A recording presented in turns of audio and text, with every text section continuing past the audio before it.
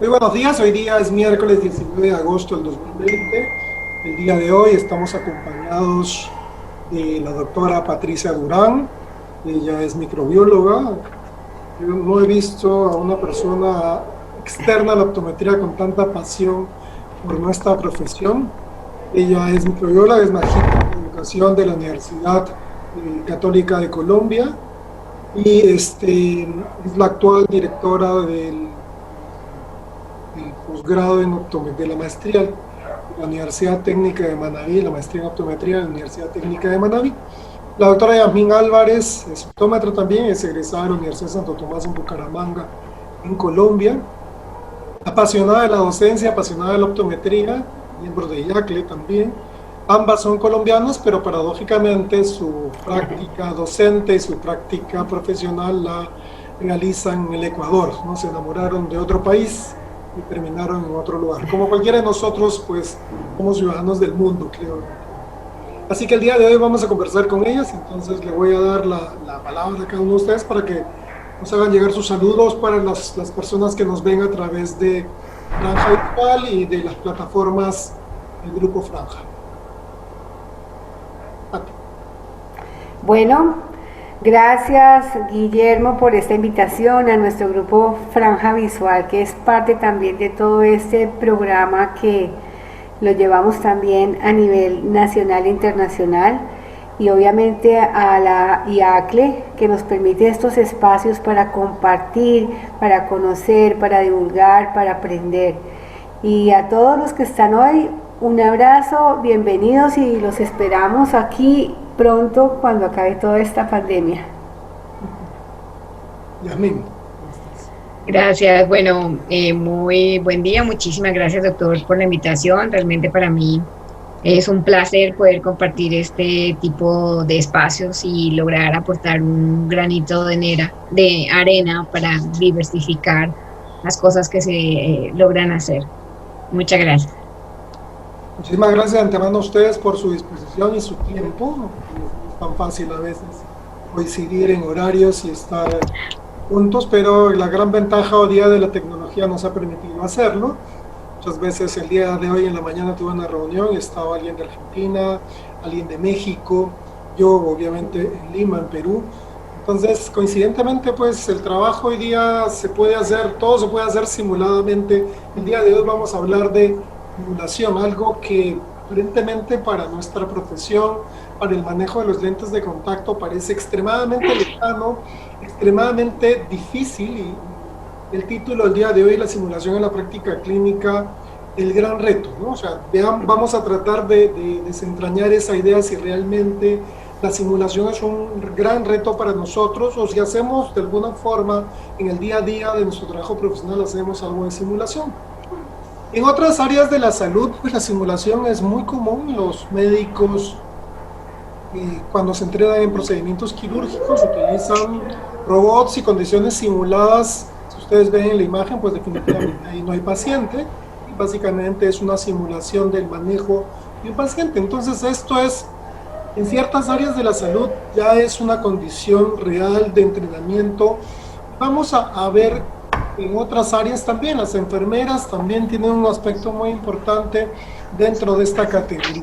Patricia, cuéntanos un poco, porque tú has tenido formación en el área de simulación, has tenido también la oportunidad de dirigir el centro de simulación en la Universidad Ariandina en Pereira, ¿no? Cuéntanos un poco cómo es esta experiencia en otras áreas, ¿no? Porque nosotros vamos a introducirnos en el área de la optometría y de los lentes de contacto, pero cuéntanos un poco más cómo es este mundo de la simulación fuera del escenario de la optometría.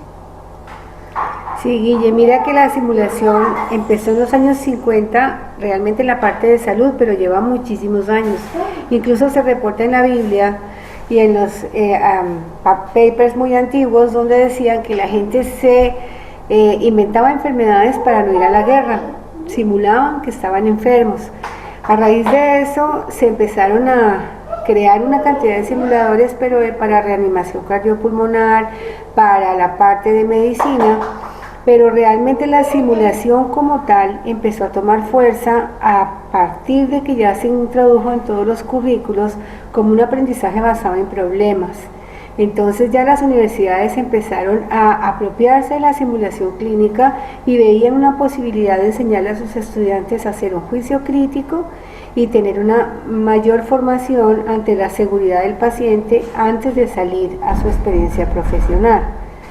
Entonces, en el año 50, que empieza la simulación en salud, realmente con la fabricación de la ERNAC, de muchos simuladores, se van diversificando en las diferentes profesiones de salud. Lo que hablábamos ahorita, en la parte de oftalmología es muy reciente, y en la parte de optometría, que ustedes lo van a tratar más adelante, hay una necesidad imperiosa de someter la simulación dentro de los procesos de educación. Entonces, hablamos también de que no solamente se necesitan simuladores muy costosos, pueden ser simuladores hechos muy creativamente desde la práctica, pero que tengan todo el rigor, hacer las rúbricas. Entonces la simulación requiere un proceso pre-briefing antes de, briefing durante y de briefing el después. La retroalimentación, que es la más importante para que el muchacho cometa sus errores, pero sepa también dónde los cometió. No es el profesor que humillaba, que se sentaba como un policía frente al estudiante, sino que es la educación que te permite que tú puedas mostrar tu punto de vista y justificarlo con estudios realmente que son de su práctica clínica mucho más prácticos que lo que se hace si no utilizas protocolos. En el escenario clínico, por ejemplo, ustedes en el programa de optometría obviamente utilizan simulaciones, porque regularmente las preclínicas o la interacción entre estudiantes es una simulación, ¿no? Definitivamente es una simulación porque no estás haciendo paciente, estás trabajando sobre la base de procedimientos que el estudiante ha aprendido, pero lo que hacemos es tratar de que él atienda a un similar a él como si fuera un paciente, ¿no? Así es. Entonces, ¿cómo manejan ustedes esto, por ejemplo, en las prácticas que realizan en la universidad? Yo sé que ahora estamos en un receso de la parte práctica, ¿no? Que muchas veces ha sido un receso obligado. Escuchaba en la mañana, por ejemplo, que aquí en las clases de colegio, en las zonas donde hemos tenido grandes problemas de comunicación, las zonas altoandinas, el Ministerio de Educación había dicho pues que este año a nadie iba a salir desaprobado y que todos estaban como aprobados y que el año académico se terminó, debido a la dificultad de poder llegar, ¿no? Pero, digamos, este escenario de vacaciones entre comillas, en la práctica pues es un horror si uno lo ve desde la perspectiva de formación de un profesional, ¿no? Porque imagínate un profesional que termina con medio semestre sin cumplir, sin haber cumplido las metas, los objetivos de trabajo profesional. Yo creo que ahí tenemos un gran reto. Ustedes me imagino que van a tener que enfrentar, como muchas instituciones de educación van a encarar ese reto en el corto plazo, ¿no? Sí, lastimosamente la falta de estos espacios de presencialidad nos han llevado a un gran reto. Antes de esta situación, lo que hacíamos era que nuestros estudiantes practicaban entre ellos, lo que las preclínicas. En algunos casos, por ejemplo, en el caso específico de contactología, pues la mayoría de estudiantes no tienen ninguna patología. Entonces lo que hacíamos era inducir con lentes de contacto, de efectos refractivos, no patología. Inducíamos con lentes de contacto de efectos refractivos. Entonces ahí le hacíamos que llevaran todo el proceso y bueno, nos ayudaban de alguna manera a la simulación. Ya cuando están más avanzados, pues obviamente asisten a las clínicas y se maneja un consentimiento informado, donde el paciente aprueba que se está haciendo revisar por un alumno, pero tiene la claridad de que sale con una revisión posterior del docente encargado de ese momento de la rotación. ¿Qué es lo que hemos hecho nosotros en la universidad? Nos estábamos preocupando altamente porque en optometría sin práctica pues realmente no funciona mucho, hay un abismo entre la teoría y la práctica bastante grande, y con la asesoría de la doctora Durán llegamos a la conclusión de dos cosas. La primera, buscar que los estudiantes en su realidad, con las pocas herramientas que puedan tener, inducirlos a que hagan prácticas y las muestren a través de videos entre ellos o sus familiares. Entonces hay cosas muy sencillas en la parte, por ejemplo, de terapia visual y ortóptica, de cover test y cosas así con objeto real, un Hirschberg, reducciones, versiones, que eso se puede manejar muy sencillo. De lo que se pueda, de los materiales que ellos tengan, ¿no? Pero lo que más quisimos enfocar en este momento, ya que no podíamos lograr que ellos tuvieran practicidad y el manejo de los test y de las técnicas, lo que los estamos llevando a ellos es a que tengan un mejor análisis. Entonces los estamos llevando a la resolución de casos clínicos. Entonces el reto era listo, no podemos hacer que tengan destrezas en la parte de la aplicación de técnicas, de procedimientos. Bueno, entonces inculquemos en la parte de análisis, correlación de datos, diagnósticos más asertivos, y en ese proceso estamos viendo cómo vamos evolucionando. Igual se está manejando, apenas el gobierno lo permita, la opción de asistir en pequeños grupos a hacer prácticas, pero estamos manejándolo desde otra perspectiva, que en algunos casos por el afán o darle prioridad a que tengan estas destrezas, no todos tienen la facilidad de hacer este análisis o esta correlación de datos, este racionamiento. Así lo estamos manejando.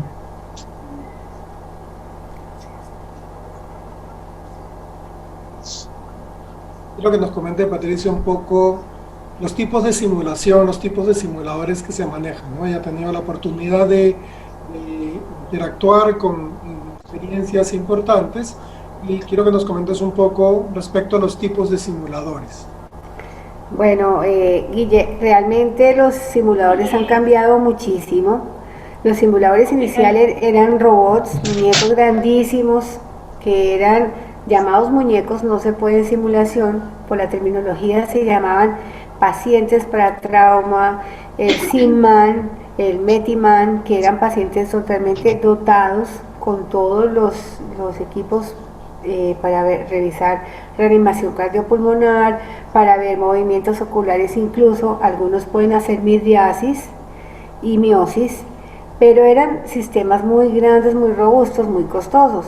Entonces, de la clasificación que se ha hecho de simuladores, hay entrenadores de terapia parcial que hacen simulaciones a la mitad, otros procesos son reales, sistemas basados en computadores que ya son software diseñados más profundos en determinadas tareas, en los skills que llaman ellos, y programas multimedia que ya realmente son aplicaciones ya de celulares o de escenarios virtuales que son casi un juego multimedia donde el muchacho puede entrar a tener interactividad como a ellos les gusta porque son millennials, entonces se meten dentro del escenario a jugar con su entorno de enfermería, de medicina, incluso se podría pensar en algún futuro montar un escenario interactivo de optometría. Para eso se requiere ya una tecnología que es la realidad virtual y la realidad aumentada. Lo importante es que el docente, que es el mediador y facilitador del proceso de simulación, cree los escenarios, pero esos docentes tienen que tener un perfil basado en que han sido expertos en práctica clínica, que han manejado muchísimos pacientes durante su vida profesional. El perfil de un docente de simulación clínica es básico para que los estudiantes puedan tener una muy buena práctica clínica. Y hay otros simuladores que son integrados, que se conocen como los SMER, que son también simuladores que llevan partes de software, partes de escenarios reales. Y si me pasas la siguiente diapositiva, hablamos de lo sencillo que es usar esos escenarios. Desde, incluso tú puedes crearlo para optometría, para medicina. Muchos escenarios han sido creados por los mismos docentes y hay concursos de innovación en todos los centros de simulación donde se hace un premio de innovación para los mejores simuladores creados. Incluso los hindú son los que más se los ganan. En software ellos nos llevan años luz. Entonces, esos simuladores pueden ser muy sencillos de usar o buenos para aprendizaje in situ, pero también requieren de un manejo porque todos están en inglés, no hay simuladores en español y eso es una falencia que tenemos nosotros porque nos toca crearlos, o sea, no una falencia, es una oportunidad. Ahora que estamos en estos momentos hemos tenido la necesidad de tener más simulación para los laboratorios reales y nos damos cuenta que esos deben ser los proyectos de investigación que pueden tener al futuro para que tengamos desde ahorita las herramientas y responder a esos pacientes en tiempo real. Después de la pandemia, cuando ya los pacientes estén ya llegando a la consulta, el protocolo va a seguir igual, no vamos a cambiar, o sea, ya nos cambió la práctica y tenemos que aprender a manejar todas esas herramientas para continuar lo que viene en el después de la pandemia. Pero es interesante porque regularmente todos estos escenarios, porque la vez pasada yo veía que mi hijo estaba jugando estos juegos como Minecraft, que son básicamente escenarios virtuales donde ellos construyen y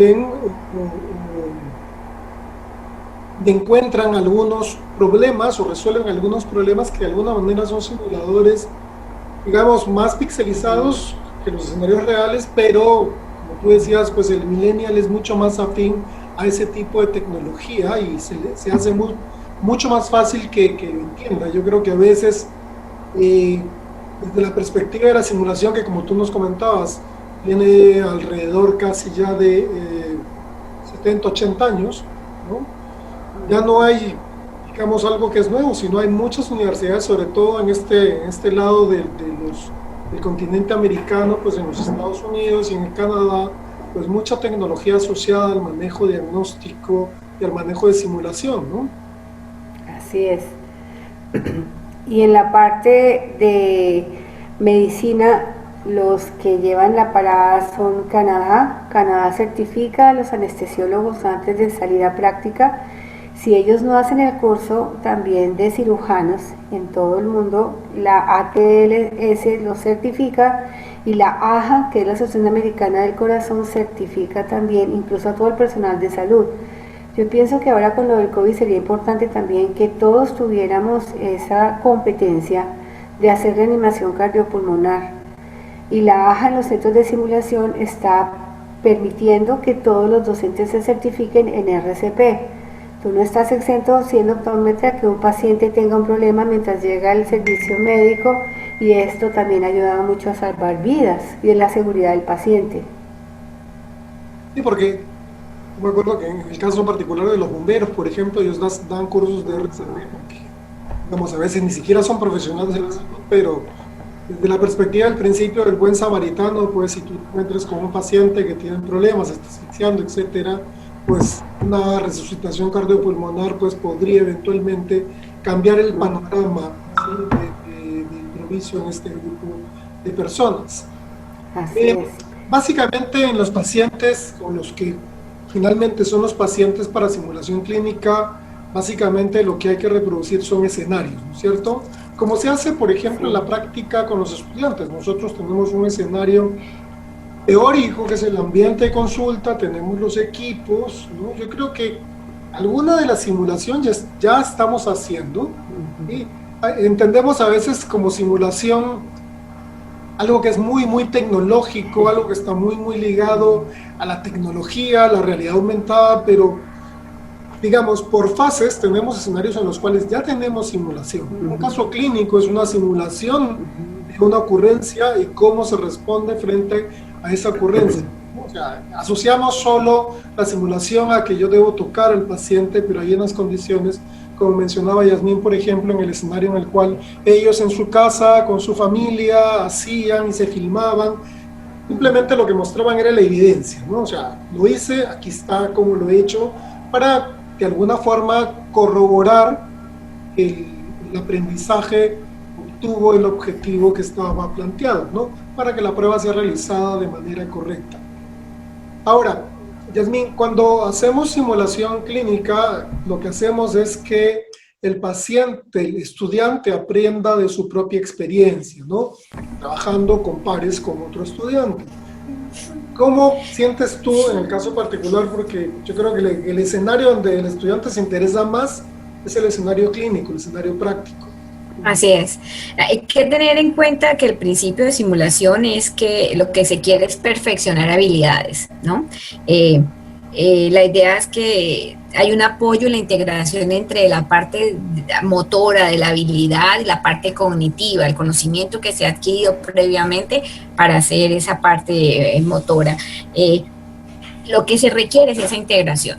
Entonces, el manejo que nosotros estamos haciendo, que nos ha funcionado muy bien, es dividirlo por materias y empezar a hacer pequeños prácticas de test específicos en todas las áreas, ¿no? Entonces lo hacemos en terapia visual, en contactología, en pediatría. Entonces, a medida que se van haciendo esas pequeñas prácticas, cada vez que van avanzando en semestres, se van uniendo esas prácticas y la tienen que volver a hacer, pero ya con encadenamiento de otros test.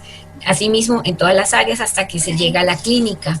Cuando ya están en la clínica, ya obviamente tienen que hacer una historia clínica con un encadenamiento, con un test consecuente del otro, el unir esa información, el hacer análisis respectivo para llegar al diagnóstico y a la disposición que se requiere con ese paciente.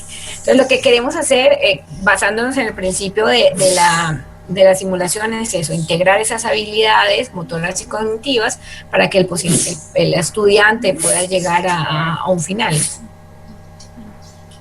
Pati nos comentaba, por ejemplo, ella que estuvo encargada en área andina de la parte de simulación, que muchas veces una de las barreras que tenemos es que pensamos que el costo es muy, muy alto en ciertos escenarios, ¿no? Pero involucra mucho trabajo previo, probablemente planeación, planificación, rúbricas y materiales para trabajar que luego simplemente nos sirven para hacer repetir los escenarios que ya hemos creado, ¿no? Cuéntanos un poco el tema de cómo es el tema de costos, específicamente en los laboratorios de simulación.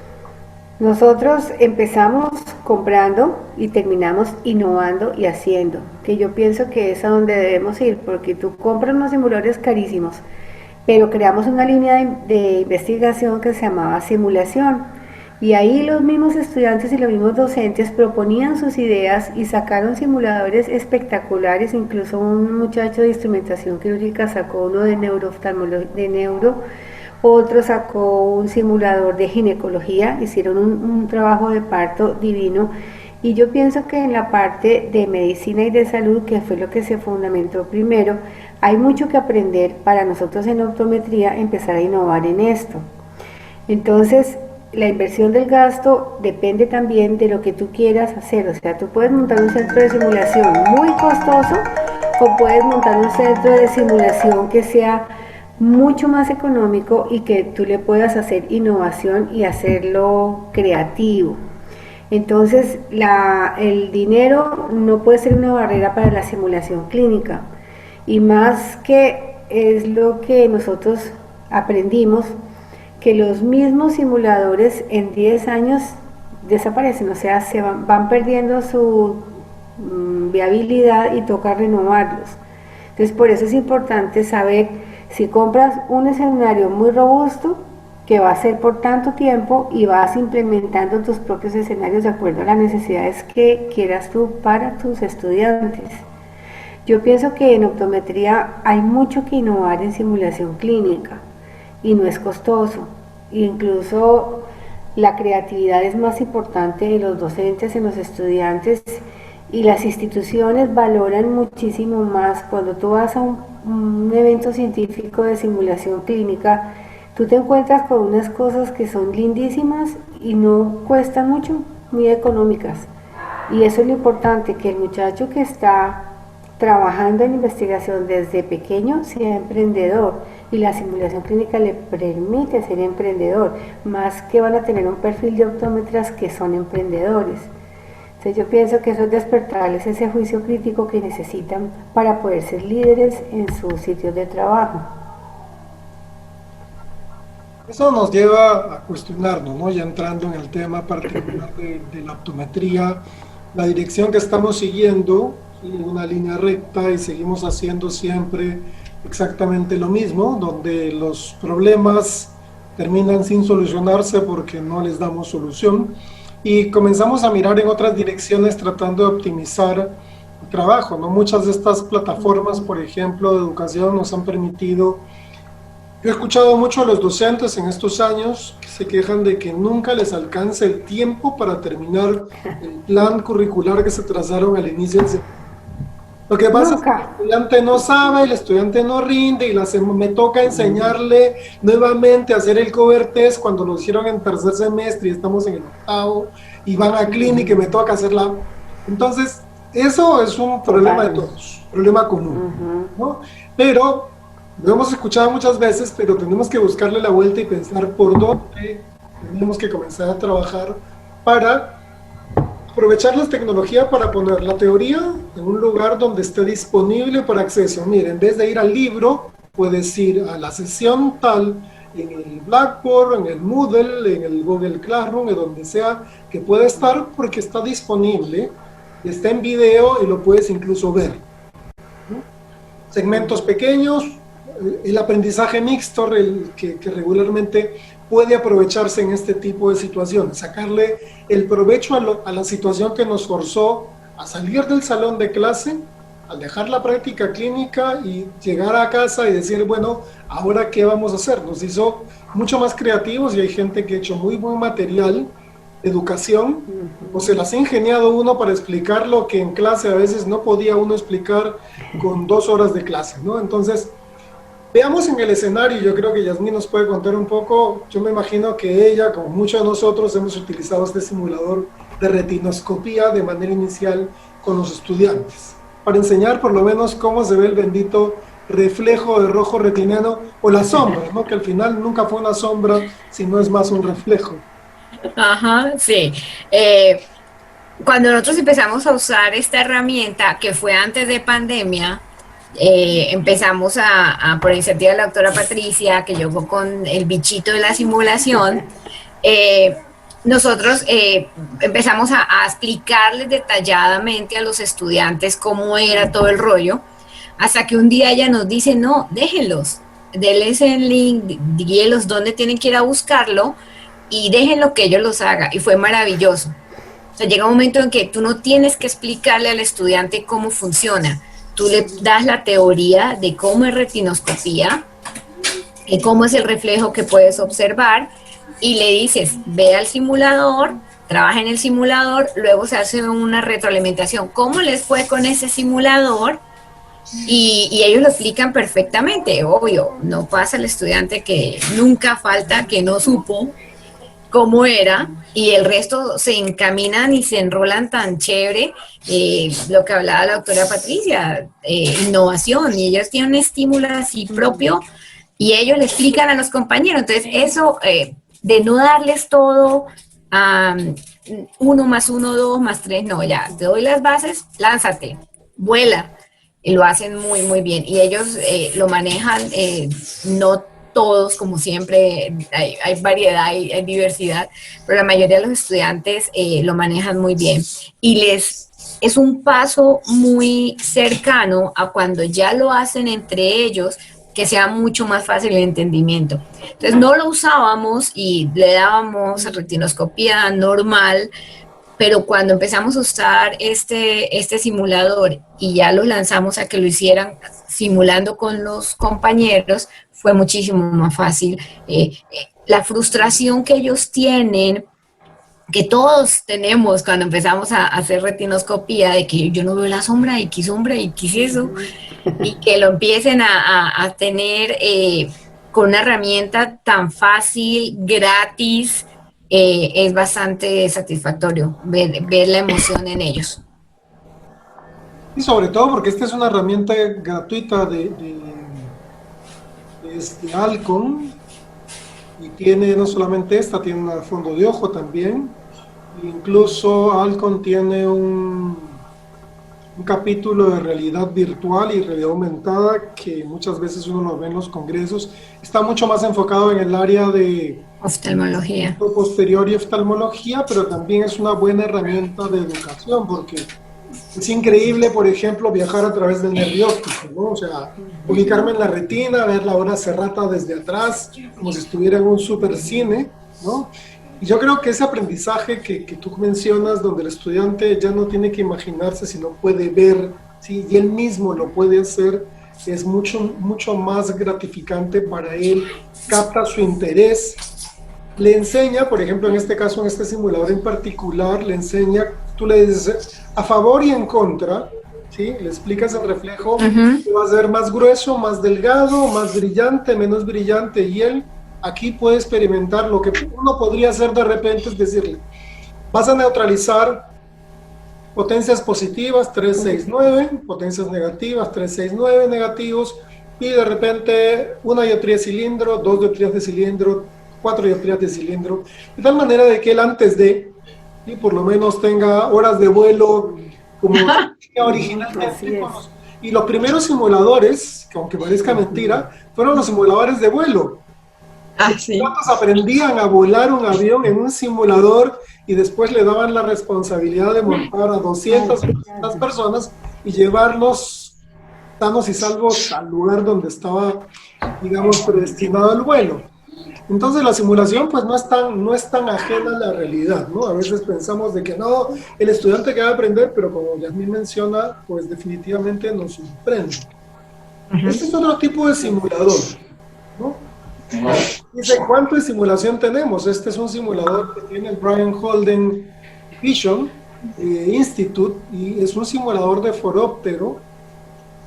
Lo comentamos con Patti antes de comenzar, los simuladores que hay disponibles. Algunos están teniendo limitaciones por los lenguajes de computación como el Flash, pero este todavía es útil directamente a través del Internet y Brian Holden Vision Institute también ha producido este tipo de material de educación para generar simulaciones de refracción, ¿no? Algo que aparentemente podría ser tan inocuo porque aquí no voy a dañar, porque voy a neutralizar, pero optimiza tu aprendizaje, optimiza el manejo del equipo para que de alguna forma cuando uno lo va a hacer directamente ya con el paciente. La doctora Patricia nos comentaba un tema importante, que es básicamente el tema de los consentimientos informados, que a veces no los tomamos en cuenta cuando se hacen prácticas entre los estudiantes, ¿no? Porque uno dice, bueno, son estudiantes, pero el hecho de que sean estudiantes no les quita su calidad de persona y la posibilidad de que haya algún tipo de, digamos, una mala práctica por desconocimiento, ¿no? Porque ellos están en etapa de aprendizaje y Patti nos contaba, por ejemplo, los escenarios médicos, ¿no? Donde los pacientes a veces no quieren que ya los practicantes los vean, ¿no? Porque ellos sientan de que pueden haber, digamos, márgenes de error que pueden ser susceptibles con la salud particular de ellos, sobre todo si son pacientes que tienen cierto tipo de patologías.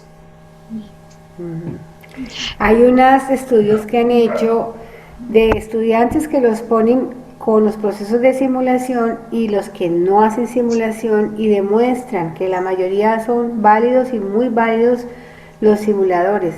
Eso quiere decir que nosotros en educación deberíamos utilizar simuladores. Es que es realmente la forma como tú le llegas a quitar el miedo al estudiante, que muchas veces le da miedo preguntarle al paciente.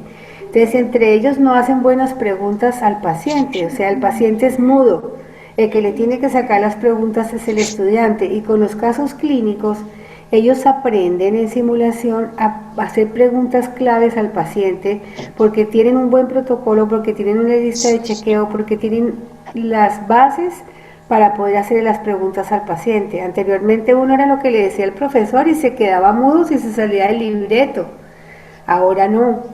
Ahora el estudiante propone, el estudiante pregunta, el paciente, y tiene que hacer buenas preguntas. Y eso lo permite la simulación clínica porque está basada en la evidencia, ni siquiera ya basada en problemas. Eso ha avanzado muchísimo. Específicamente en el caso nuestro, la experiencia que nosotros tenemos en UTM, no tenemos muchos forópteros. Entonces, nos ayuda a que el muchacho sepa todas las funciones que puede tener como posibilidad en un foróptero. ¿qué es lo que nosotros queremos? Que ellos tengan la destreza de donde vayan a laborar. Si tiene Foropter, use Foropter. Si tiene caja de pruebas, use caja de pruebas. Los recursos donde usted, en el campo laboral, que usted se vaya a desempeñar, lo que tenga, a eso se le tiene que lanzar. Entonces, como no tenemos los equipos en cantidad para la cantidad de estudiantes que tengamos, valga la redundancia, esto nos ayuda un montón. Ahora bien, generalmente tenemos la idea, como Latinoamérica, no, es que nosotros es universidad pública, qué pena, no. No, resulta que las grandes universidades que tienen full recursos usan estas herramientas también, antes de lanzarlos a ellos. Entonces, definitivamente ese estigma de que, ay, somos pobres y no tenemos, y con las uñas, lo que dice la doctora Patricia, tenemos que voltear ese concepto y ya no es una habilidad, es una fortaleza que hace que seamos recursivos. Y ese recurso nos lleva a que seamos creativos, y esa creatividad es una parte de la inteligencia. Entonces, todo es enlazarlo y buscarle como el lado bueno. Entonces, esto nos ayuda un montón en ese aspecto. Yo creo también que debemos aprovechar, digamos, esa creatividad y esos recursos que tenemos para optimizar nuestro tiempo de trabajo con el estudiante, ¿no? Y esto lo tiene el estudiante disponible y lo puede ver hasta en casa. Yo puedo dedicarle un poco más de tiempo a plantear problemas, ¿sí? Solución de problemas, como decía la doctora Patricia, es un pensamiento más crítico, generar en ellos un cuestionamiento constante de las cosas, porque eso permite el desarrollo, porque si no sigo haciendo lo mismo, ¿sí? Por años, si no me cuestiono y cuando sale algo nuevo, siempre le pongo peros a lo nuevo. O sea, el problema ya no es la tecnología, el problema no es el desarrollo, sino el problema termina siendo el profesional que no quiere salir de su zona de confort. Por ejemplo, me llamó mucho la atención buscando información para el día de hoy. Es un laboratorio de simulación de la Escuela de Optometría de la Universidad de Montreal. Me pareció espectacular porque es un simulador para valoración de fondo de ojo con oftalmoscopía directa e indirecta, y involucra pues un sistema computarizado de realidad virtual y aumentada, porque lo que se genera aquí es condiciones patológicas que luego el supervisor de clínica puede visualizar en la pantalla, pueden discutir lo que el estudiante está viendo.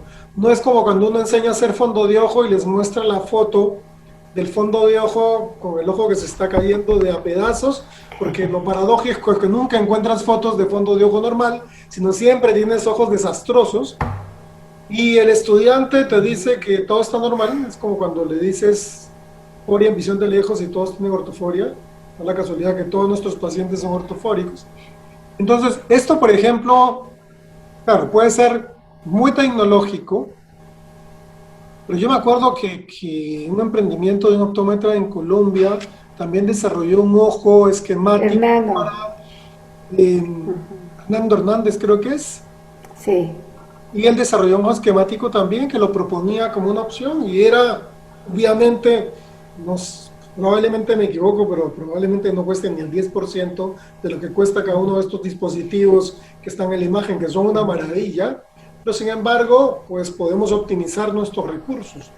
La doctora Patricia me contaba también respecto a este tipo de laboratorio. Ella decía que los canadienses estaban muy avanzados en este tipo de laboratorios de simulación. Cuéntanos un poco más, Pati, de la experiencia con en este tipo de tecnología con los canadienses. Sí, precisamente ellos hacen, Estados Unidos y Canadá certifican a los docentes en simulación clínica. Entonces hacen unos cursos anuales y tú te certificas como docente en simulación clínica.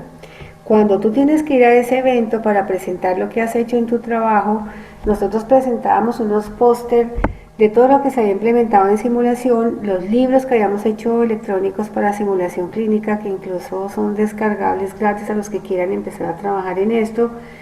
Y en Canadá llevaba incluso simuladores hasta de toxicología, o sea, nos llevan años luz. Tienen un simulador también de oftalmología que fue el primero que lanzaron ellos, que es como lo que decía Guille, de un atlas con casos clínicos, pero están tan bien montados y tiene el docente que elaborar su rúbrica. Esa rúbrica permite que el estudiante pueda hablar de cuál es la evaluación, identificar el caso, el ISBAR. Ese ISBAR se implementó en Australia y el ISBAR es un instrumento que te permite identificar el caso, que es la I, el S, que es hacer todos los antecedentes, cuál es la situación, cómo es el caso, la B del background, cómo está el paciente, por qué llegó, por qué te consultó, y las recomendaciones que haces tú y lo que le vas a hacer en test diagnósticos. Entonces, si yo tengo una buena rúbrica de evaluación, el escenario de simulación se vuelve muchísimo más dinámico, porque tú le puedes, el estudiante va a decir, no, yo me voy por acá, otro estudiante dice, no, yo me voy por acá, pero si tú lo justificas, y eso nos pasa mucho en optometría, que tú tienes miles de test y tienes que escoger cuál es el mejor en determinado caso, no puedes hacerlos todos, te ordena la mente, y al ordenarte la mente tú sabes hacia dónde vas, porque a un paciente no le puedes pedir todo unos exámenes porque le sale muy costoso. Incluso yo estoy pensando ahorita con lo del COVID, se podría implementar un escenario de COVID para optometría en lentes de contacto, un escenario virtual, toda la anamnesis que tienes que hacerle, la bioseguridad que tiene que tener, cómo va a ser tu protocolo para ponerle al lente, y crear ese escenario en todas las clínicas de simulación va a ser muy importante para lo que viene ahora en la práctica de los pacientes en lentes de contacto.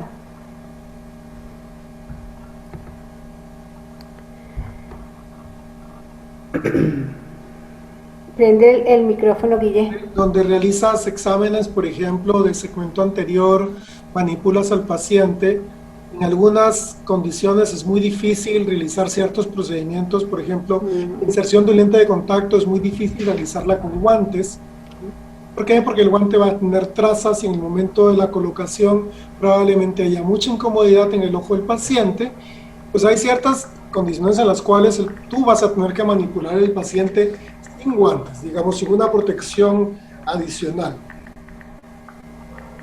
Yo he visto, paradójicamente, cuando se utilizan guantes, el mismo guante que te pones en la mañana lo tienes todo el día, y se supone que el guante no solamente es para protegerte a ti, sino es para proteger al paciente. Entonces, un paciente, un par de guantes, y así sucesivamente. Y si me tengo que sacar los guantes para lavarme las manos, para la inserción de los lentes, y voy a hacer algún otro procedimiento, tendré que volverme a poner otro par de guantes.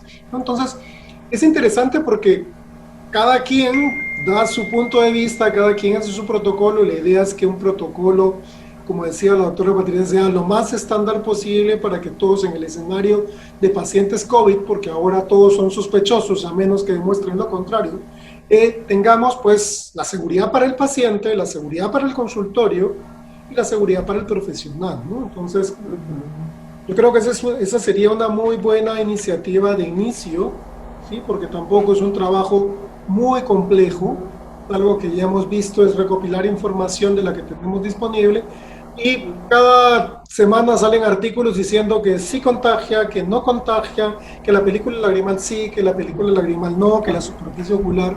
Entonces, los lentes de contacto pues todavía se han salvado, ¿no?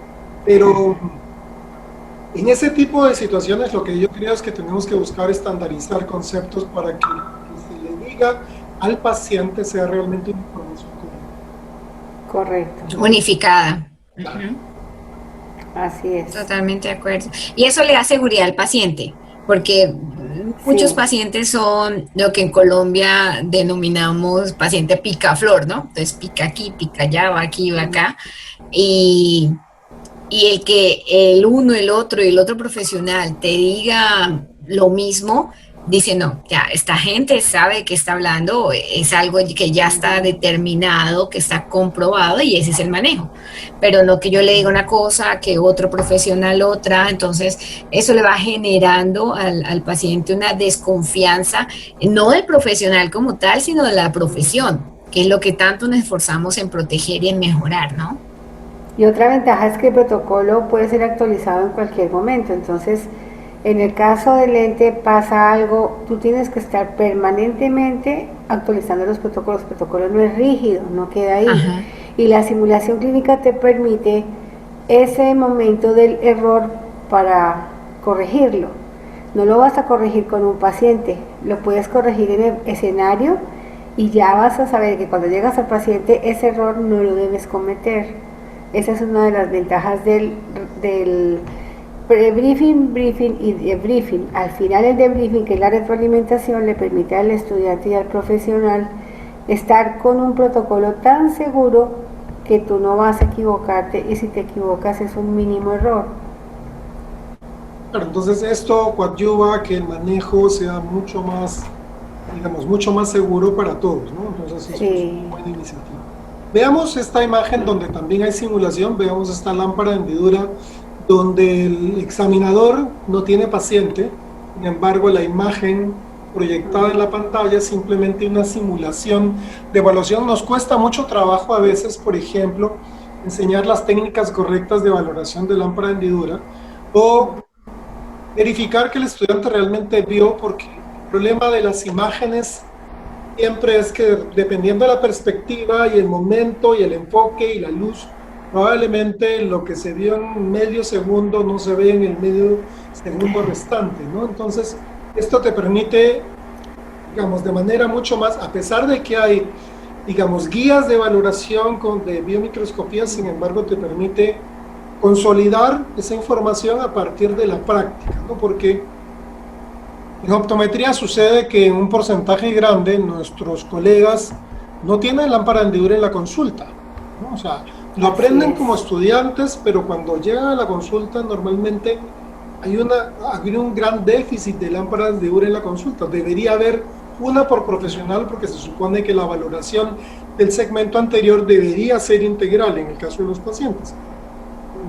Pues tenemos un equipo que requiere, pues, básicamente un buen entrenamiento y nada mejor que tener un cuadro de simulación para hacerlo. Sí, Pati.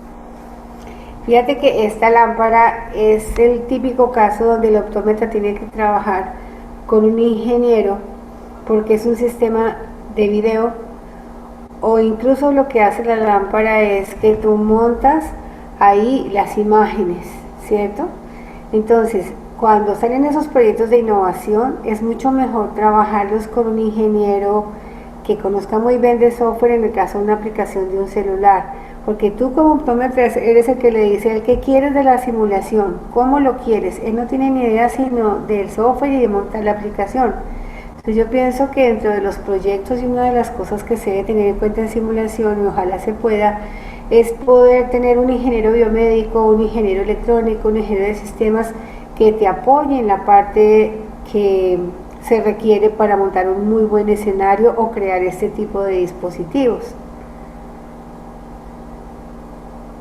Sí, porque la gran ventaja de la universidad, sobre todo de las universidades grandes que tienen muchos programas diferentes, como tú decías, ciencias biomédicas, ingeniería electrónica, ingenieros en el área de software, es que te van a permitir, pues, hacer equipos de trabajo que puedan de alguna forma sumarse a la iniciativa, ¿no? Venderles, digamos, del programa de optometría, venderle la idea y el desarrollo de esto a otros programas y que se sumen en el proyecto, porque finalmente, regularmente lo que sucede mucho en los países desarrollados, que cuando se desarrolla esta tecnología, luego se vende y eso le genera, pues, recurso propio a la universidad, o el tema de las patentes a los involucrados, y eso, pues, de alguna forma, pues, suma al desarrollo profesional, ¿no?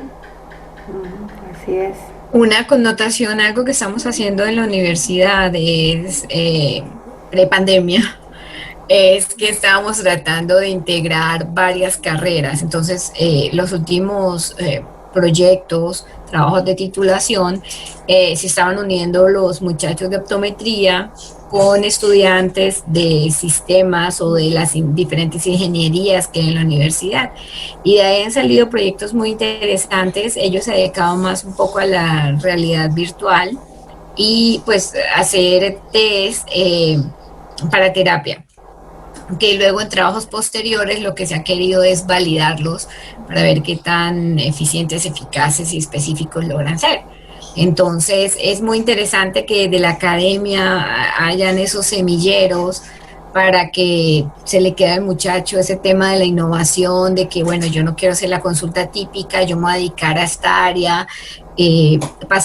Tenemos un caso específico que era una estudiante de optometría y el esposo estudiaba en una de las ingenierías.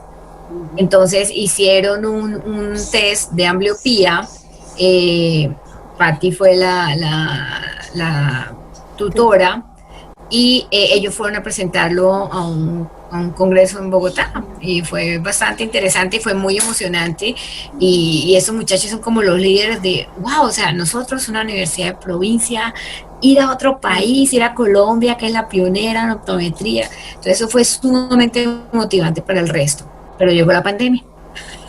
Y yo pienso también que en el área de baja visión, estos simuladores son maravillosos porque la baja visión a veces no se enseña mucho porque, o sea, es una partecita adicional, incluso para la fabricación de prótesis. Tener un laboratorio de prótesis, a veces los insumos son costosos, entonces tener un escenario de simulación en prótesis, una simulación de todo lo que son los test visuales es muy valioso para la educación en optometría en estos momentos, porque va a tener el paciente, ¿cómo ve un paciente en baja visión? O sea, el estudiante va a poder ver lo que ponerse en los zapatos del otro. Entonces yo pienso que sería muy lindo poder montar esos escenarios en todas las clínicas de simulación de optometría, porque ya hay muchas. Si yo hago un inventario, creo que ya todas las universidades en Colombia y acá nos estamos yendo por la simulación en muchos campos. Traigo a colación lo que se mencionaba hace un momento y es lo que decía la doctora Patti, que no es que no es necesario tener el dinero, voy a hacer, sería maravilloso, pero por ejemplo, el profesor que maneja baja visión en la universidad, él tiene unas gafas simuladoras. Sí. Ahorita, gracias a la doctora Centeno, que nos obsequió unas, pues tiene más recursos, pero él hacía que los estudiantes hicieran diferentes patologías.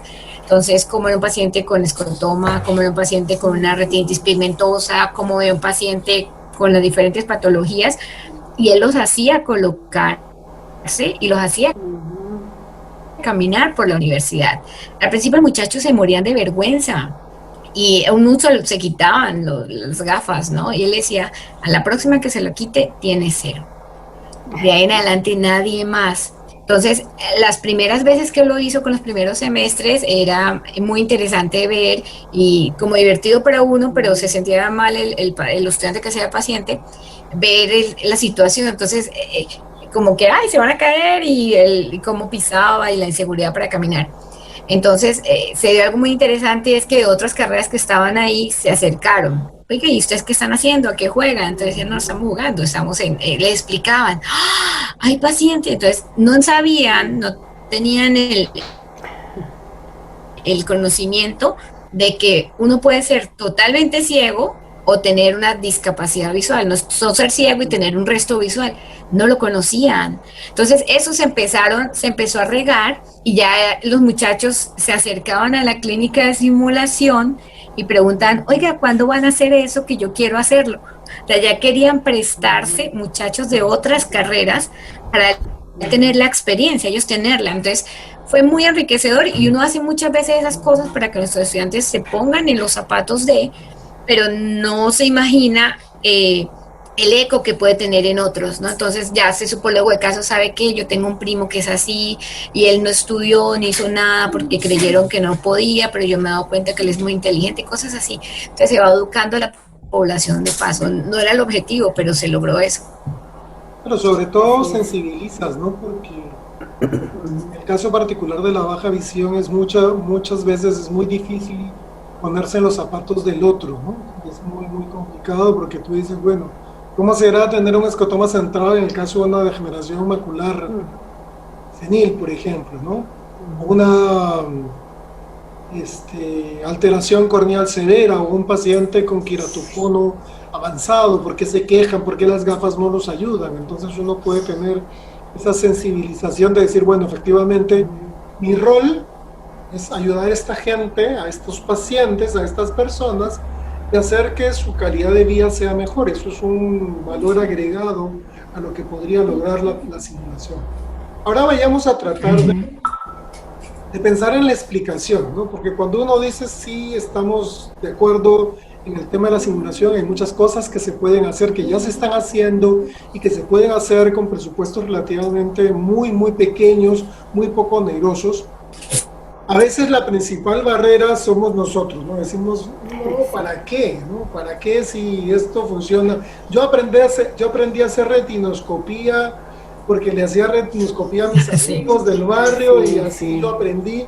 Sí, pero hay que pensar en que no todos aprendemos exactamente igual y que generacionalmente también hay diferencias significativas en la forma de llegar a los estudiantes, y hoy día más que nunca con los millennials y los centennials, pues eso es totalmente diferente, ¿no? O sea, ¿cómo explicar desde y en la experiencia que tienen ustedes, cómo explicarle a los futuros profesionales y a veces al futuro profesional en formación no es tan difícil, cómo explicarle a nuestros colegas, aquellos que salieron hace algún tiempo, respecto a la simulación, ¿no? Porque yo conversaba en México respecto a México, que tiene un problema significativo en niveles de formación. 2/3 del mercado son prácticos o empíricos y 1/3 son profesionales de la universidad. Cuando tú le dices a los mexicanos que ¿por qué no se hace un programa de nivelación para que los prácticos sean finalmente universitarios? Pues se enciende una suerte de polémica seria respecto a porque si yo ya estudié y me quemé las pestañas 4 años en la universidad, porque esta gente tiene que hacer exactamente lo mismo. Y vemos que en los escenarios de simulación pues hay algunas etapas que pueden no obviarse, pero hay etapas que pueden acelerarse, ¿no? Y eso podría permitir que, digamos, que el nivel se equipare al promedio, ¿sí? Y de una manera mucho más sencilla y poco onerosa.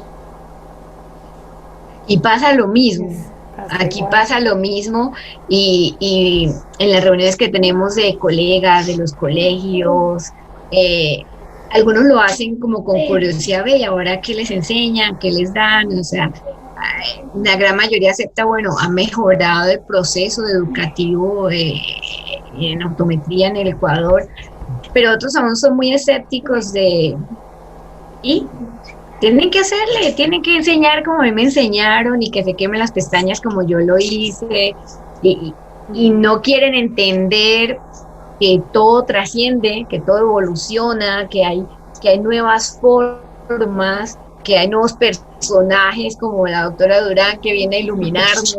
Entonces ellos no, les cuesta eso porque yo creo que es más de una perspectiva personal de si yo lo hice así y yo no tuve esa oportunidad, pues el otro tampoco. Entonces cuesta hacerles cambiar un poco ese concepto de que no, venga, denle la oportunidad. Ajá. Usted también lo puede hacer, acérquese, pero sí cuesta cambiar ese chip. Nosotros tuvimos una oportunidad que les quiero compartir.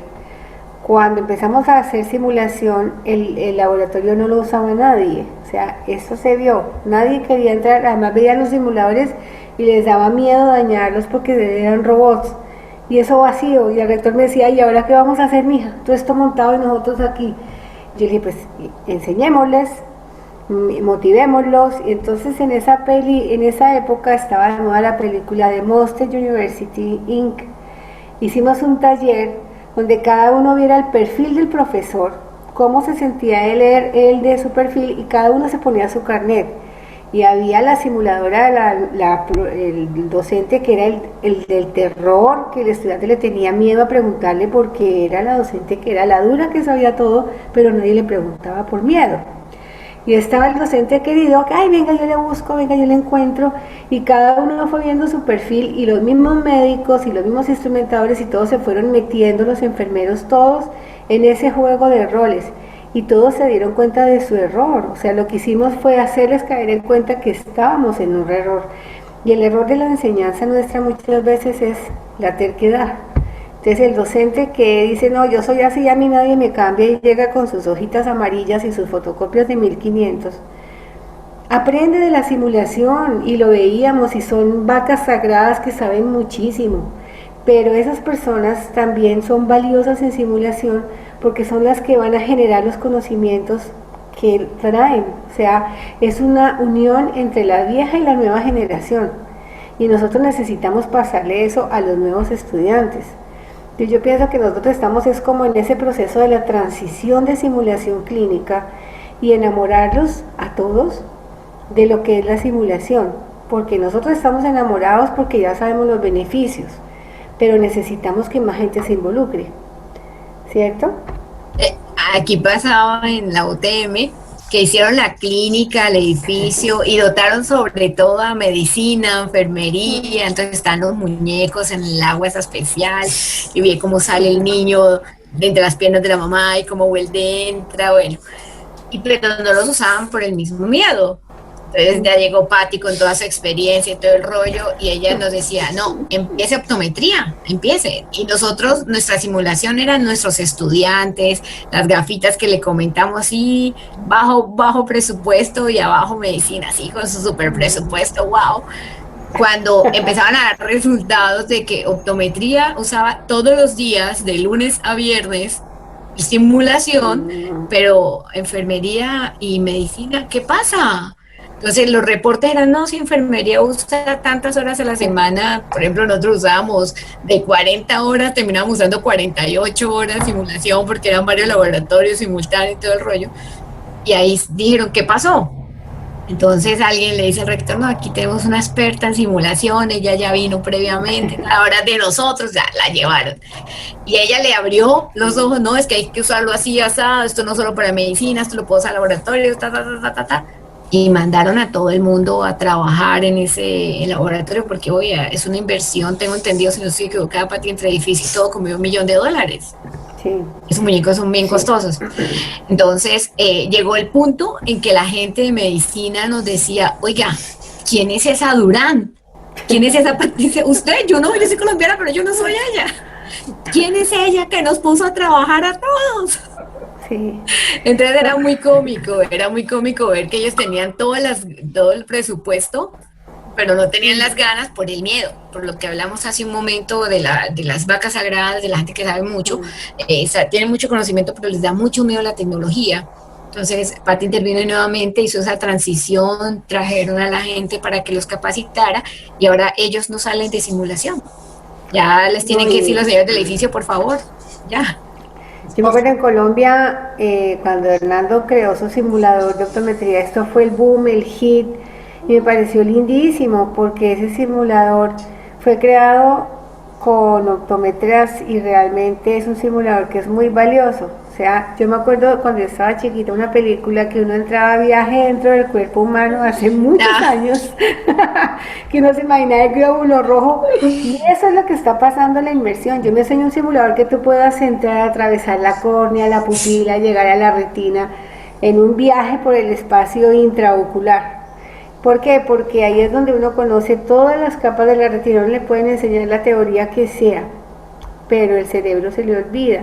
La simulación te activa todas las redes neuronales, eso sí está comprometidísimo porque lo que tú decías al principio, Jazz, le es la parte cognitiva, la parte mental, la parte de la apertura mental que tú tienes para el aprendizaje, y eso lo abre. Realmente es el facilitador, que es el docente. Acá la terminología, incluso hay un glosario donde no se le dice al profesor docente, es facilitador, que lo que facilita es ese proceso para que el estudiante coja vuelo. Claro, y es que, como ustedes decían, ¿no? Los modelos tradicionales tienen su fortaleza enciclopedista en la academia, y los modelos, digamos, innovativos tienen su fortaleza en la tecnología. Si tú puedes juntar las dos, definitivamente sale un buen producto a la larga, ¿no? Y ustedes han mencionado, por ejemplo, que esto involucra que nosotros tenemos que diseñar y aprovechar la experiencia de los clínicos para crear esos escenarios, ¿no? Que estén basados en la evidencia. Primero, probablemente en un problema, producir, y luego que se fortalezca en la evidencia para que podamos tener pues esa consolidación de aprendizaje, ¿no? Es como cuando uno ve a un niño pequeño que aprende por imitación, ¿no? Porque al final lo que hace un niño pequeñito es aprender por imitación, como cuando el papá se afeita y él mismo hace así, dice, échame la espuma para poder yo también. Ellos imitan, pero antes de imitar observan, ¿no? Un niño pequeñito, y aprenden por experimentación, porque tú le dices al niño, no toques que se va a caer, y lo primero que hace es agarra y suelta. Lo primero que aprende es la ley de la gravedad, ¿no? Sí. Aprende que si suelta algo va a ir al piso y se hace añicos. Entonces, los escenarios creo que son importantes. En esta imagen pues se ve algo muy, muy tecnológico. Lo que tenemos ahí es un robot, un modelo que no es un humano, pero sin embargo tenemos a 3 médicos entrenándose, por ejemplo, en manejar este paciente. Y del otro lado está alguien que está monitoreando lo que está sucediendo, de manera registrándolo, filmándolo probablemente y luego discutir. En el escenario ideal, el paciente se salvó. En el escenario, digamos, regular, podría haber ocurrido que ellos fallaron y el paciente falleció en ese escenario. Recopilan la información y luego puedes reconstruir dónde estuvo el error y aprender a no volver a cometerlo, porque en este tipo de situaciones de un error depende la vida del paciente. En el caso nuestro quizás no, pero de un error nuestro puede depender pues una alteración binocular si no la tenía, si el paciente utiliza lentes de contacto en una inadecuada recomendación de uso, el paciente podría tener una úlcera. Entonces, recrear ese tipo de situaciones que de repente, ustedes sin enseñar, discutíamos en el programa de mañana que habla de presbicia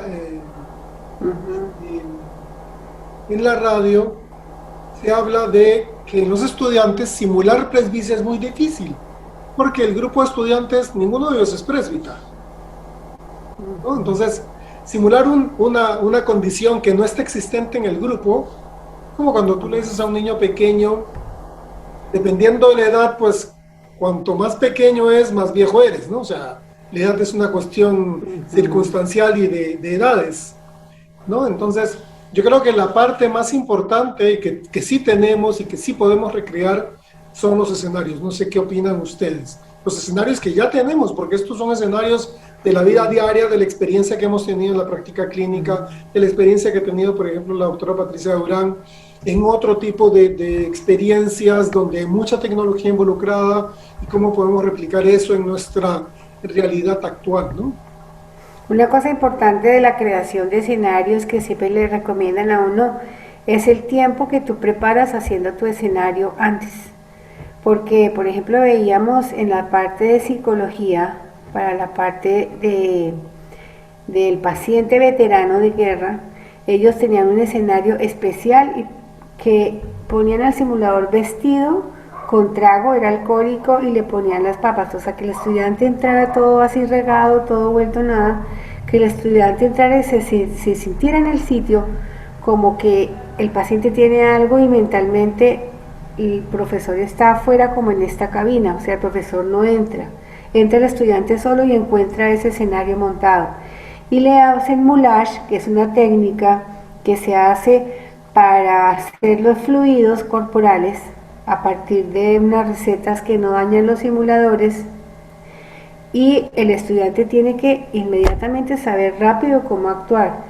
Entonces el profesor desde la cabina le va diciendo, como si fuera el veterano, grosero, el paciente complicado, usted que viene acá, yo no estoy bien. Entonces te ponen en un escenario tan real, que el mismo estudiante, bajo esa presión simulada, aprende a responder con una buena manera. La otra cosa que veíamos en los escenarios es el respeto entre los mismos estudiantes, o sea, el colegaje, porque se hacen grupos de trabajo en esos escenarios y tú tienes que respetar la opinión de los otros, y por eso un lema que utilizamos en simulación es: todo lo que se hace en simulación se queda aquí. Y eso le enseña también a la parte ética. Cuando salen ellos a su parte profesional, el colega es el colega y hay que respetarlo, y su juicio y lo que él diga es importantísimo.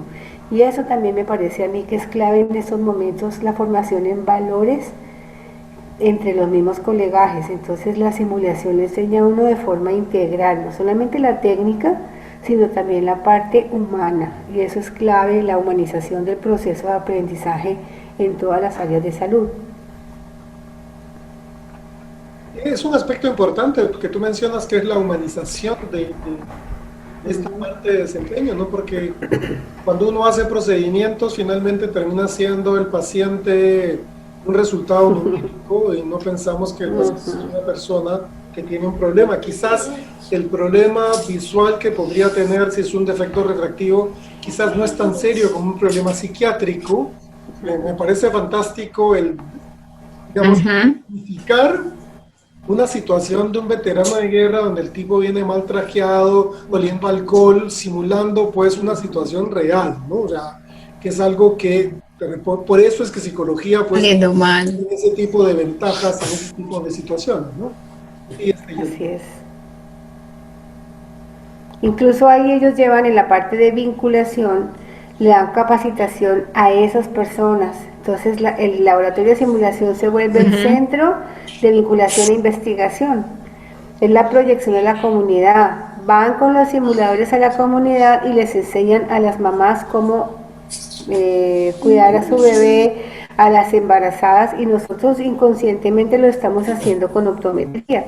Estamos yendo con los estudiantes al sitio y enseñándoles a los pacientes la parte de cuidado primario, de prevención, que no haya trauma ocular, y eso es parte de la simulación, sino que no lo hacemos con el protocolo de simulación, pero es muy importante esas salidas, que no sea solamente el laboratorio de simulación, sino que la simulación se vaya a la comunidad. O sea, eso me parece a mí también lo más valioso, que con esos protocolos que tú ya tienes montados, ya tú tienes tus escenarios de simulación, puedes enseñarle a la gente que tú estás haciendo todo bajo un proceso totalmente legalizado. No es que, venga la isometría, no, miremos este test visual, no, vámonos por este lado. Y le haces gastar muchísima plata en farmacología, en terapias, en exámenes diagnósticos, que con un solo examen muy sencillo lo hubieras podido valorar. Aquí en UTM, antes de salir a vinculación, los muchachos ya han hecho práctica entre ellos, ¿no? Y pasa que, me imagino que, yo me acuerdo que cuando se va era lo mismo, ¿no? Entonces, entre uno ya se tiene confianza y se tratan mal a veces. Entonces, menos cuando tienen práctica conmigo, yo sí les refuerzo mucho eso. Cuando ya empiezan a llevar pacientes a su familiar, que el primo, que el hermano, que la mamá, lo que hacemos es cambiárselos. Entonces se meten una asustada, porque si yo traigo a mi primo que lo empujo o le digo, hey, cualquier trato de mucha familiaridad o confianza, cuando yo le pongo a la mamá del compañero, quedan helados. Entonces, después de eso les explico, bueno, cuénteme, ¿qué les pasó? Que no sé, no, ¿por qué nos cambió paciente? ¡Qué miedo! Es que eso es lo que ustedes se van a encontrar y tienen que aprender con el respeto. Entonces, antes de ir a vinculación, lo que hacemos es, en vez, ¿se acuerda la vez que hicimos esta práctica donde se cambió el paciente? Sí, claro, bueno, aquí es lo mismo. Son niños que ustedes no conocen, los van a tratar muy bien, muy respetuosos, y como un tema, pues, de protección, porque generalmente se va con algunas poblaciones vulnerables, ¿no? Así es. Hay otra cosa también en las universidades, que para los sitios de práctica docencia universitaria que atienden pacientes, les están exigiendo que se habiliten como centros de salud. Y habilitar una clínica universitaria es muy costoso, se necesita montar todos los procesos, todos los protocolos para ver pacientes, precisamente por la seguridad del paciente. Entonces la simulación permite que no trabajes con el paciente real, que es uno de los tipos de pacientes, puede ser paciente real, paciente virtual o paciente simulado. El paciente virtual es el del software. El paciente simulado es el estudiante nuestro que dice, hágase que tiene toxoplasmosis y le vamos a ir el fondo de ojo con toxoplasma, ¿cierto? Y el paciente real es el que tiene la toxoplasmosis. Entonces yo pienso que ahí a nosotros nos toca realmente definir si la clínica va a ser para pacientes reales o si vas a utilizar simuladores virtuales o mitad y mitad. O sea que se pueden hacer las dos cosas, pero se necesita una habilitación. En muchas clínicas en Colombia todas necesitan hacer habilitación para poder ejercer y ver pacientes, porque lo está exigiendo la seguridad del paciente. Y generalmente sí están reguladas pues ya por algún tipo de institución sanitaria de cada uno de nuestros países que les da la reglamentación que tienen para la intervención y quién es el responsable del manejo de esos pacientes. Ahora directamente, cuando pensamos en contactología, ¿no? En la adaptación, en el manejo de pacientes, ¿cómo hacemos con la contactología en general? Si es que la contactología tiene ya, digamos, la simulación incorporada en algunos escenarios de manejo, porque de repente la inserción y remoción de lentes de contacto es algo que se puede enseñar y el paciente lo puede practicar él mismo, porque nosotros siempre sugerimos que lo primero que debe aprender a hacer un estudiante del curso de lentes de contacto es a insertar y remover su propio lente de contacto y a limpiar adecuadamente su propio lente de contacto. Porque antes de meterle el dedo al ojo a otro, pues métete el dedo al ojo tú, a tu mismo ojo. Sí, la manera que nosotros aquí lo manejamos es que empiezan entre ellos, ¿no? Y una particularidad que a mí personalmente me llama mucho la atención es que a los hombres les cuesta colocarse el lente, pero es tremendo. Entonces se doblan, se escurren, lloran, están rojos y la manera de estimularlos es, bueno, o si adapta el lente o tiene cero. Y ahí buscan la manera. En cambio las mujeres... Ahí sí la letra con sangre entra.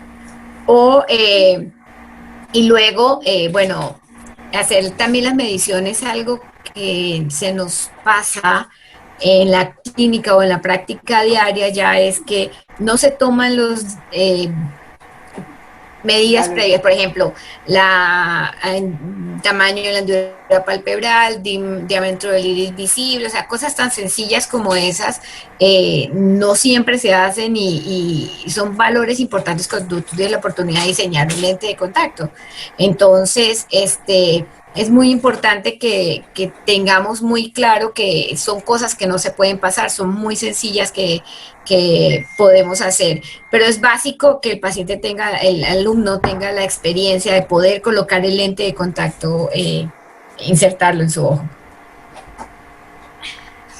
Sin embargo, en el área de contactología, hace unos años sí tenemos cierto nivel de simuladores, porque existen muchos de los topógrafos disponibles, piden estos softwares para adaptación de lentes de contacto. O sea, tenemos simuladores de adaptación de lentes de contacto que nos permiten, sobre todo en los lentes de contacto rígidos, que es donde generalmente siempre, entre comillas, se sufre más porque es un lente que los estudiantes reportan que es más difícil de adaptar, que el paciente no se siente cómodo, etcétera. No es como el lente blandito, que obviamente lo pones y es fácil. De repente es más difícil de insertar y de remover, pero una vez puesto en el ojo, una vez que uno le acierta el ojo, pues ya no se siente mucho. No, existen estos software y muchas veces no los usamos como debiéramos usarlos, sobre todo en los casos hoy día más complejos, pues definitivamente esta tecnología existe hace casi 30 años. Son software de simulación que incluso nos dan perfiles de fluorogramas, por ejemplo. Y cuando uno compara, yo me acuerdo, había un estudiante de la Universidad de La Salle, si no estoy mal, que hizo su trabajo de fin para graduarse como profesional, fue específicamente evaluar creo que 60 pacientes en topografía, imagen fluoroscópicas y lentes de contacto puestos en el ojo mediante adaptación regular y comparar los fluorogramas, ¿no? Lo que se ve en un fluorograma real y lo que se ve en un fluorograma simulado del topógrafo, y la coincidencia era bastante buena, a nivel de especificidad y de el nivel de intervalo de confianza que tenía el equipo estaba alrededor del 95%, lo cual daba pues que este simulador de inicio es una buena carta de presentación si vamos a adaptar lentes de contacto. Eso no significa que me tengo que comprar el equipo, sino significa que por lo menos cuando indique yo una topografía corneal, pues pida que me envíen la imagen del fluorograma simulado de un lente que yo creo que podría funcionar con el paciente. Ahí ya simulo una condición, ¿sí?, para la adaptación previa y corroboro con la colocación del lente en el ojo. Yo pienso que ahí también una cosa importante es la cantidad de pacientes que se pierden o porque las readaptaciones que no se hacen de pacientes que han dejado de usar lentes, la simulación les ayuda a que retomen el uso de los lentes de contacto y volver a retomar esos pacientes que en algún momento fueron usuarios, que por algún motivo perdieron, digamos, el uso del lente y retomarlos. Y la simulación ayuda muchísimo en la contactología, no solamente por la valoración previa que se hace, sino incluso para que el paciente pierda el miedo de ponerse su lente de contacto. Si él ve los videos simulados de alta resolución, donde vean que el lente, y quitarle esa mítica idea de que el lente de contacto es dañino, que incluso hasta nosotros mismos hemos sido los que hemos hecho esas malas apreciaciones de los lentes de contacto, siendo el lente de contacto uno de los inventos más grandes de la humanidad que está catalogado. Nosotros mismos deberíamos enseñar al paciente a ponerse el lente de contacto. Y yo me acuerdo que en muchos laboratorios les sentábamos al paciente y se les ponía un iPad para que viera en un video cómo se pone, cómo se quita, cómo se mantiene el lente de contacto. Y eso era parte de la simulación, antes de que se lo ponga. Entonces el paciente mirar si se deja una motita de lana que le va a molestar, y esos simuladores no pienso que sea tan difíciles complementar a esos que ya existen. Y nos quitamos el miedo del uso del lente de contacto. Si tú miras en la población, la gente no conoce las ventajas que tiene un lente de contacto muchas veces. Y ahí le podríamos enseñar a través de simulación, ir a la comunidad en general y explicarles que un lente de contacto tiene más ventajas que desventajas. Se me ocurre ese simulador en este momento. Sí, no, es una magnífica idea porque de alguna forma lo que se hace es promover una categoría de un dispositivo médico de corrección visual que regularmente no puede tener publicidad por las políticas de cumplimiento que tienen hoy día las corporaciones, ¿no? No pueden hacer publicidad comercial porque como es dispositivo médico solamente lo deben adaptar pues los profesionales que están entrenados, ¿no? Se supone, pero seguimos en esa lucha de que las regulaciones sean precisas. Y mucho más, por ejemplo, se puede simular situaciones en las cuales yo adapto un lente y luego puedo corregir la adaptación y hay software que me permiten hacerlo, me permite modificar el diseño y tener lentes de repente pregrabados que me permitan escoger la mejor opción, no por la marca, sino simplemente por lo que estoy viendo en función a la superficie ocular que quiero, digamos, compensar, que quiero corregir. Entonces, yo creo que hoy día, por ejemplo, son herramientas tecnológicas que si bien de repente de inicio no podrían incorporarse directamente a la universidad, yo me acuerdo de tener un software en algún lado, lo tengo que buscar, que era una hoja de cálculo en Excel y que me daba una gráfica similar a esta. Pues uno colocaba los datos de la curva del paciente, colocaba los datos de la superficie del lente y lo único que hacía era modificar y las curvas iban cambiando. Y era una hoja de cálculo de Excel, ni siquiera era pues el software de un computador. Entonces voy a buscarlo, me han hecho acordar que por algún lado debo tener eso guardado. Incluso también la selección del lente podría ser un proceso para simular el material, cuál va a ser antes de, y ahí vas conociendo todas las opciones que tienen para la adaptación. Eso, ahí hay muchas cosas que la simulación puede entrar a trabajar, incluso para enseñarle al paciente por qué se ulcera, que es lo que más nos preocupa a nosotros, es el uso indebido de dormir con los lentes de contacto. Si logramos al paciente explicarle y que vea cómo se pone, si no se lo hace buena higiene y no se lo quita, ahí el paciente ve la simulación y ahí lo lava, ¿cierto? Que vea el antes y el después. Yo creo que sería interesante, por ejemplo, hacer videos. La gente actualmente, por toda la tecnología, es muy visual, ¿no? Del beneficio de los diferentes materiales, o sea, cómo se mantiene la estructura, cómo la superficie ocular se preserva. Entonces yo creo que esa sería una herramienta bastante interesante que los laboratorios puedan trabajar en esa. Yo no he encontrado ninguna al respecto, no sé si ustedes hayan visto alguna. Hay varios videos, pero si regresamos a lo mismo, están en inglés.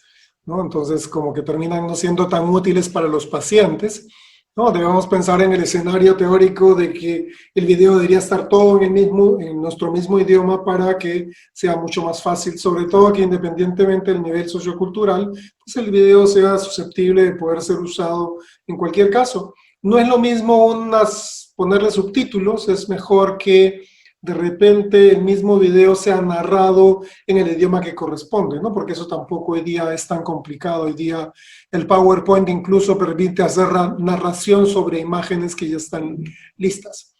Ahora vamos a ir terminando ya respecto al rol de la educación. ¿Cuál es el rol que nosotros los educadores tenemos en este escenario ideal de la simulación, ¿no? O sea, yo parto de la premisa, después de todo lo que hemos conversado, que la pieza fundamental, la pieza que de alguna manera puede generar esa actitud de cambio, está directamente enfocada en el educador y en la educación de los profesionales. Y yo creo que Patricia, que tiene más experiencia en el área de simulación, puede haber visto pues todo, diferentes generaciones ya de formación y ha visto el crecimiento de la optometría en muchos países de nuestra región y puede darnos una idea un poco más global de esta idea de la simulación en optometría y en lentes de contacto. Yo pienso que lo más importante, como dices tú y como decimos, es la actitud del facilitador, el perfil del facilitador, que en la educación también se haga una buena percepción de quiénes son las personas que pueden trabajar en simulación, porque tienen que tener un perfil de vocación de docente, no es cualquiera, realmente tiene que saber muy bien la clínica. El otro requisito muy grande que nos dicen ellos es formar facilitadores en simulación clínica que conozcan los estándares de simulación. Incluso el Sevier tiene un journal de simulación clínica dedicado solamente a educación en simulación. Entonces, si tú tienes ya esto visto, que el docente esté involucrado dentro de la simulación, que haya tenido muy buena práctica clínica, puede ser formador de educadores. Entonces, yo pienso que la universidad, el centro de educación y la percepción que tengan también de la simulación y lo que quieran hacer de sus simuladores, porque tú puedes tener un centro que solamente haga escenarios y ya por cumplir ante una regla que pide ahora el Ministerio de Educación, que todas las entidades de salud tengan un centro de simulación. O puedes ir tan más allá, que lo hemos dicho, crear línea de innovación en simulación clínica y volverla transversal a todos los currículos, donde todo el mundo desde su asignatura tenga que hacer algo de simulación clínica para cambiar el entorno desde primer semestre, no en el momento que llegan a la clínica. Entonces yo pienso que de las cosas más importantes es el respeto y la interdisciplinaridad y la transdisciplinaridad, trabajar en equipo. No solamente que entre a ese escenario el optómetra, sino que entre el oftalmólogo, que entre también incluso un psicólogo, que puedan ver al paciente desde diferentes puntos de vista, una perspectiva amplia que te permita al paciente tratarlo, porque incluso el miedo a ponerse un lente de contacto lo puede trabajar un psicólogo, por decir algo, que les da pánico.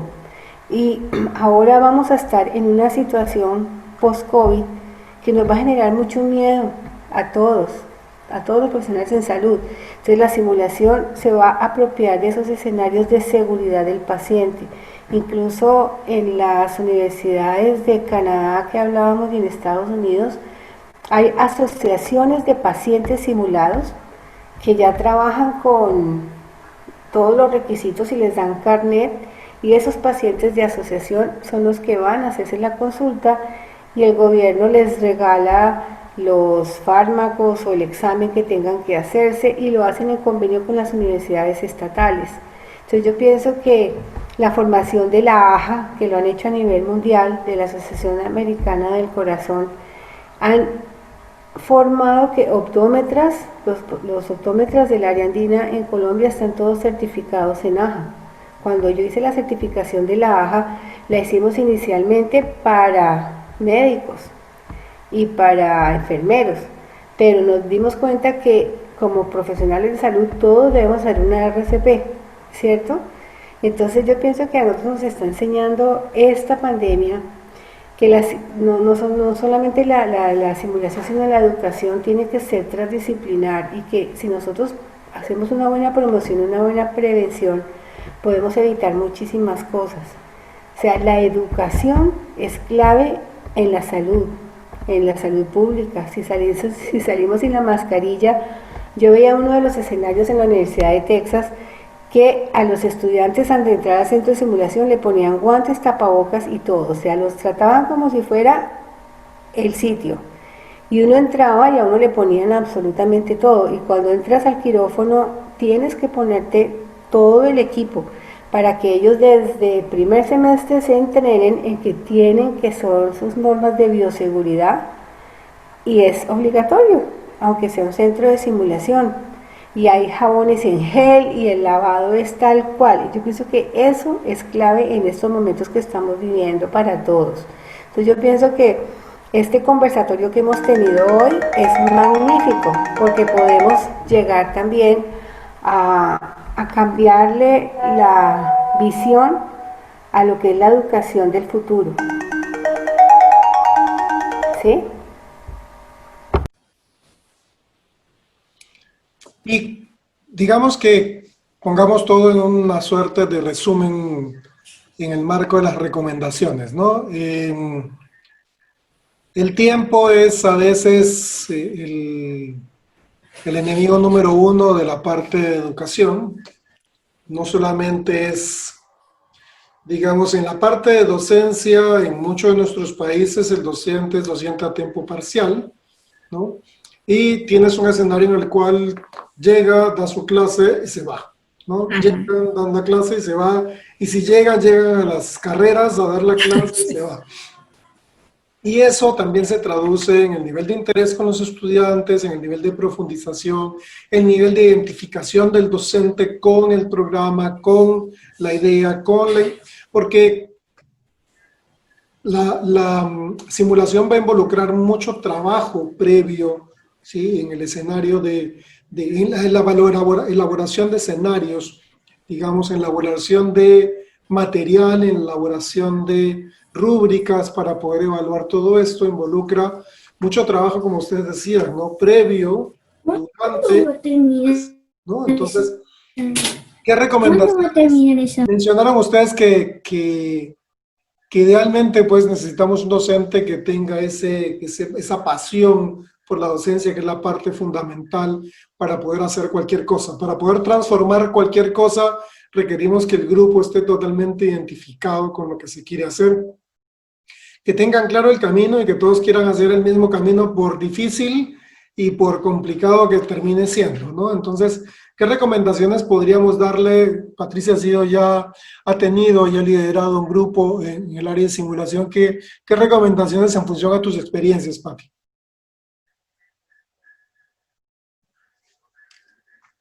Lo primero es lo que llamamos el open mind, abrir la mente. Si estamos abiertos, cualquier proceso que, aunque no pensemos que es simulación, lo vamos a convertir en simulación. No hacerla desde la práctica clínica de último semestre, sino empezar desde los primeros semestres. Incluso ahorita en pandemia yo tuve una experiencia con mis estudiantes de microbiología. No hay medios de cultivo, no hay laboratorio de microbiología, pero hagamos las gelatinas en agar en la casa, y les crecieron los microorganismos. Entonces, eso es parte de la simulación, y desde cada área volverla transversal y trabajar en equipo. Yo pienso que este es un reto para todos, desde la optometría, contra el empirismo, contra la mala información que hay en la población, para que conozcan el perfil profesional de lo que hace un optómetra, y realmente un muchacho salga con un muy buen juicio crítico desde su práctica clínica. Entonces yo pienso que ahí nosotros vamos a ser formador de formadores. Entonces, cualquier cosa que tú aprendes debes compartirla, y realmente esos escenarios están abiertos, y la gente de simulación clínica es muy abierta, y son universidades de muy alto renombre a nivel mundial que realmente han recibido sus acreditaciones de alta calidad por trabajar en simulación clínica. Entonces yo pienso que es un reto para todos aprender en simulación, y en contactología seríamos innovando todo eso que hay utilizándolo, y el estudiante que se apropie de lo que el docente le facilita en esas áreas. Además que la clase se vuelve mucho más interesante que leer 20 diapositivas.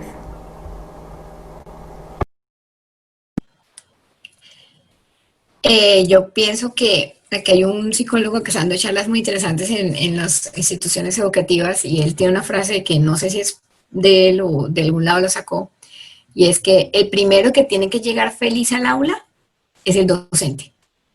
Y así debe ser, porque eso se transmite. Entonces, si tú vas contento, si tú vas con ganas, se le va a contagiar eso a los estudiantes y la motivación hace que ¡pum!, el cerebro se abra y ellos quieran absorber todo. Entonces creo que en los diferentes escenarios, sean una aula física o sea en esta virtualidad que nos estamos enfrentando ahora, tiene que tener esa actitud del docente. Primero. Y lo otro, yo quisiera invitarlos a identificar, como logramos nosotros hacerlo acá, gracias a la doctora Patricia, que eh, la simulación no es solo tener los muñecos, no es solo tener los grandes laboratorios con la super tecnología, ¿no?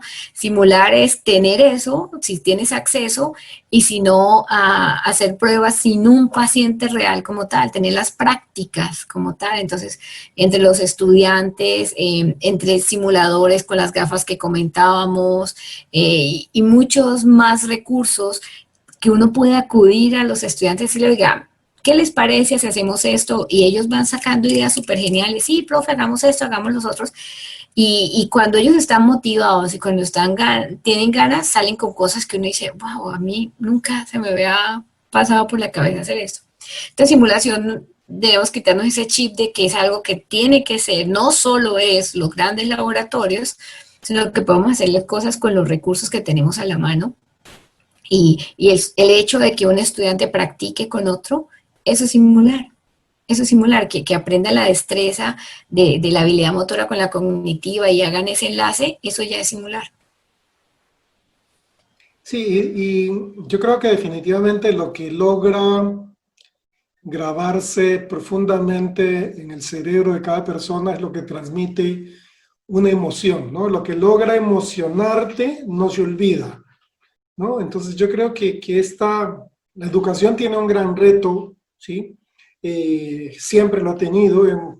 De alguna forma la educación ha transformado el mundo y tenemos un mundo en transformación hoy día que está favorable a nosotros porque las situaciones nos han puesto en condiciones que nos permiten ser mucho más creativos porque nos separaron de nuestro día a día común y corriente, nos llevaron a un escenario totalmente diferente y nos dijeron, bueno, te toca, ¿no? Entonces, definitivamente, yo creo que esa transversalidad que decía Patricia es indispensable porque no debe ser solamente el último curso o cuando llegan a la práctica, sino debe ser desde que el estudiante pisa la universidad o pisa la virtualidad, si le toca comenzar en virtual en el primer semestre, debe entender que su carrera esta carrera es la que le va a permitir mejorar la calidad de vida de las personas y de repente rotar por las áreas de simulación para que vean lo que hacen sus compañeros y que vaya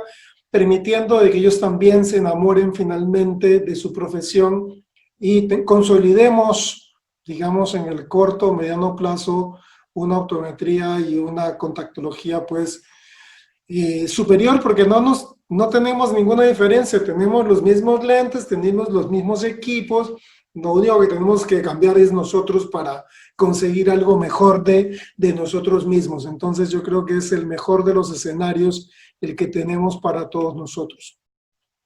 Yo quiero agradecer, ha sido un tiempo que se ha pasado muy rápido con ustedes, agradecer la presencia de ambas el día de hoy. Acompañando desde la Universidad Técnica de Manabí, ¿sí? En la cual he tenido la oportunidad de compartir presencialmente con ustedes. Y nada, estos últimos minutos para sus palabras finales de despedida. Y agradecido básicamente por haber estado el día de hoy con ustedes.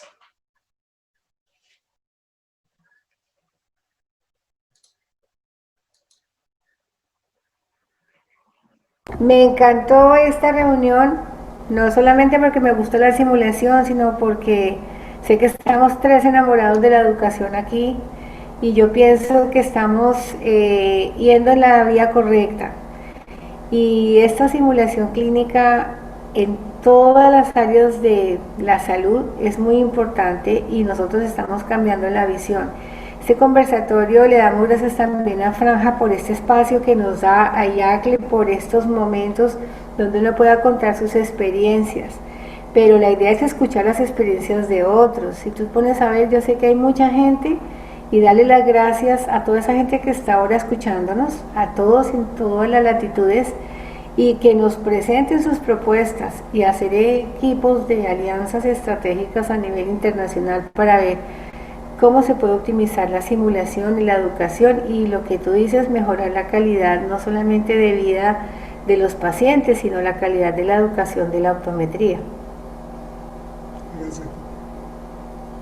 No, pues nuevamente agradecer que nos permita estar en estos espacios, compartir las experiencias que tenemos y pues un especial agradecimiento por generarlos y poder llegar a tantas personas con tantas perspectivas o visiones de una situación y que podamos compartir en Latinoamérica las diferentes experiencias y las diferentes cosas que hacemos con el objeto de mejorar la educación en optometría y en contactología para ayudar a que esa profesión cada día sea mejor y podamos ayudar a más personas a mejorar su nivel de vida.